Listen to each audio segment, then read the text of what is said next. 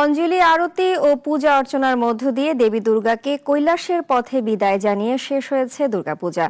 মায়ের বিদায়ের দিনে দেশজুড়ে সিঁদুর খেলায় মেতেছেন নারীরা। কক্সবাজার সৈকতে হয়েছে প্রতিমা বিসর্জনের সর্ববৃহৎ আয়োজন। আরো জানাচ্ছেন সিরাজুম মনির শুভ। 4 দিনের আনন্দ হাসি শেষে মায়ের চরণে সিঁদুর ছুঁয়ে বিদায় জানিয়ে দেশজুড়ে শেষ হয়েছে দুর্গোৎসবের আয়োজন। সিঁদুরের লাল রঙে নিজেদের রাঙিয়ে খেলায় মাতেন ভক্তরা। লাল সাদা কাপড়ে নেচে গেয়ে দেবী দুর্গাকে বিদায় জানান। দেশের সর্ববৃহৎ প্রতিমা বিসর্জনের আয়োজন হয়েছিল কক্সবাজারে। পুরো সৈকত পরিণত হয় সম্প্রীতির মিলন মেলায়। দেবীর বিসর্জন দেখতে দেশের বিভিন্ন প্রান্ত থেকে জড়ো হয়েছিলেন পর্যটকরা। দিনাজপুরে ঘট বিসর্জনের পর দেবীর চরণে সিঁদুর ছোঁয়ান নারীরা, মাতেন সিঁদুর খেলায়। দশমীর আনুষ্ঠানিকতা শেষে দেবী দুর্গা, লক্ষ্মী, সরস্বতী ও কার্তিক গণেশকে দেয়া হয় বিসর্জন।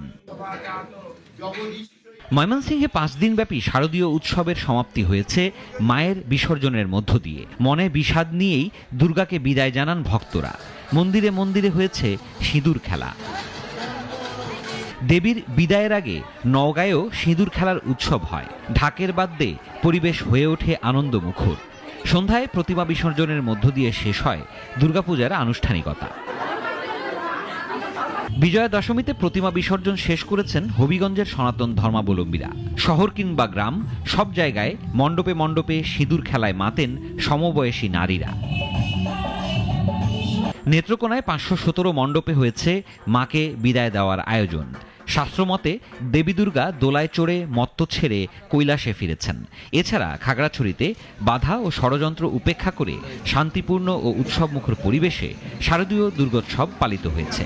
সন্ধ্যায় দেবীকে বিসর্জন দেওয়ার আগে সিঁদুর খেলায় মাতেন নারীরা। সিরাজুম মনির শুভ, নাগরিক।